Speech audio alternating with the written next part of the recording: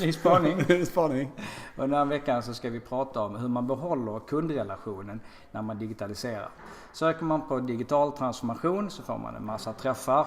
Det är ett väldigt hett ämne. Ett spår inom det här är automatisering. Och hur lyckas man då behålla en privat och bra relation med kunderna? Det känns lite som att man tappar de klassiska marknadsföringsreglerna med hur man hanterar sina kunder till sin förmån för någon slags digital förblindning över alla möjligheter som finns. Och vi ser dagligen exempel av det här som gör oss att vi vill ta upp det här i vår spaning. Vad tänker du, Jan?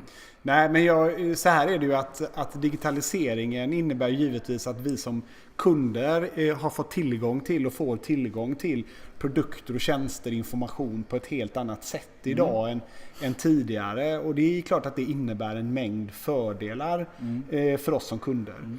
Samtidigt så är det lite grann så här, och det du är inne på, det är kanske den här förblindningen lite grann av att digitalisera och automatisera.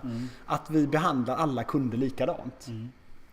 Och om vi bara stannar upp och reflekterar lite grann över våra befintliga kunder och över våra potentiella kunder, så har ju de olika potentiellt värde. Både nu och över tid. De har olika intressen. De har olika behov. De har olika nivåer av kunskap kring våra produkter och våra tjänster. Så att det är en ganska stor skillnad och ett väldigt brett spektra över hur våra kunder faktiskt ser ut och hur våra potentiella kunder ser ut. Och då blir man faktiskt lite rädd ibland och upprörd när man ser hur en del företag som kanske har jobbat mycket med automatiseringen i kundflöden och också i kunddialoger. Har vi några exempel där kanske? Medan vi gör lite konkreta med... Alltså jag gjorde så här, och vi har pratat om det tidigare spaningar, och tänkte jag kollade så sent som idag bara för att checka om har det hänt någonting det senaste halvåret eller året på en del företag som jag håller lite span på. Och då har vi några av Sveriges största banker som ett exempel då, som har lösningar där man kan ställa sin fråga när man kommer till deras sajter. Och så skriver man där att man vill byta bank. Och då frågar de så här: vill du byta till eller vill du byta från oss? Och det är i alla fall ett litet steg i att man åtminstone har tänkt till några sekunder när man har automatiserat. Men skriver jag då att jag vill byta ifrån eller jag vill byta till en annan bank, då skriver man bara: vad tråkigt, kontakta din nya bank så sköter de överflyttningen åt dig. Det är verkligen att släppa en för lite för lätt. Och det där kan man, jag kan inte få in det i mitt huvud hur man tänker där, va? Därför att utan att överhuvudtaget då reflektera över vem är jag som kund?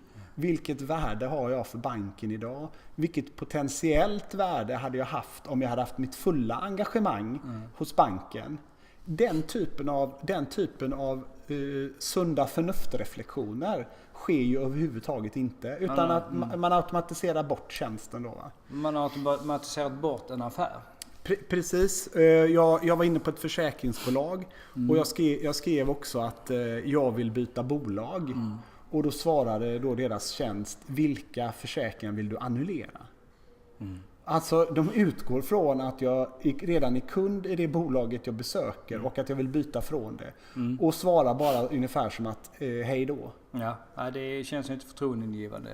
Nej, och det här är ju faktiskt märkligt att man i en företag och i en organisation där man spenderar så otroligt mycket pengar på digitaliseringen, att man faktiskt inte reflekterar över det här som du sa, gamla traditionella regler. Hur bygger vi relationer med våra kunder? Hur stärker vi relationer med våra kunder? Potentiella kunder som på något sätt visar ett intresse för våra produkter och våra tjänster. Hur fångar vi de kunderna och ser till så att de får en bra upplevelse? Och att man stannar upp lite grann och reflekterar kring det här. Okej, hur ser våra kundflöden ut idag? Vilka kanaler kan våra kunder eller potentiella kunder komma i kontakt med oss? Och hur hanteras de när de väl är där, va? Ett exempel från retail också, där man jobbar med automation och man kanske går in och skriver att men jag söker en vit skjorta i storlek large. Har ni det? Och det finns ju en jättepotential att kanske stanna upp och ta en liten konversation med en sån person. Och fråga, men vad ska du ha? Är det till jobbet eller är det liksom lite mer leisure? Ja, ska han på bröllop? På bröllop. Ha en kavaj också ju. Ja, exakt. Ja. Men istället så instruerar den här automationstjänsten lite grann hur search-funktionerna fungerar på sidan. Och det är lite grann som att jag skulle komma in i en fysisk butik och fråga, har ni vita skjortor i storlek large? Och den som jobbar där bara pekar lite lätt så här, men gå bort och leta där borta i hörnet. Ja, kanske finns något där. Ja, man gör ju inte så. Nej. Och det är klart att det här smärtar hos oss som jobbar väldigt mycket med kundmötet och kundrelationen. Så att kundrelationen glöms bort vid automatisering oftast? Ja, och att det sker alldeles för ofta. Så att det som vi skulle vilja skicka med er som lyssnar här är ju lite grann att i den här ivern över att digitalisera, att givetvis inte glömma bort kundmötet och kundrelationen. Hur bygger vi och hur stärker vi kundrelationer med våra befintliga kunder och vilka av våra befintliga kunder är kanske mer viktiga än andra eller har mer potential än andra. Segmentera. Precis. Och hur jobbar vi med de potentiella kunderna som kommer till våra digitala kanaler för att fånga upp dem och förstå vad det är de vill, vilka behov de har och hur vi bäst möter dem då. Och då är det inte alltid automation som är lösningen, utan ibland så måste vi lägga till det mänskliga mötet. Och som kan vara på olika sätt. Det kan vara fysiska möten, det kan vara att vi pratar med kunden, det kan vara att vi använder video för att liksom ännu mer visa att vi är intresserade av att bygga en relation. Automation kanske inte bara handlar om att automatisera själva kundkontakten, utan det kan också vara mycket automation på insidan. Ja.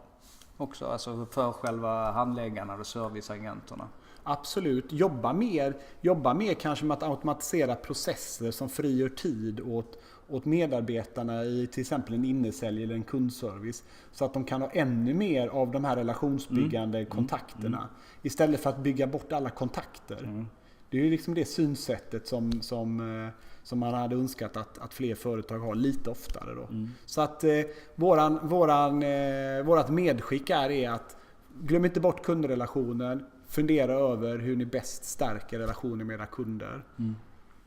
Så får ni ha en bra vecka, så ses vi nästa vecka igen. Det gör vi. Och prenumerera gärna på vår tjänst på vår YouTube-kanal, så skulle vi bli extra glada. Precis. CX-spaningar heter det på YouTube. Ha det så gott. Hej!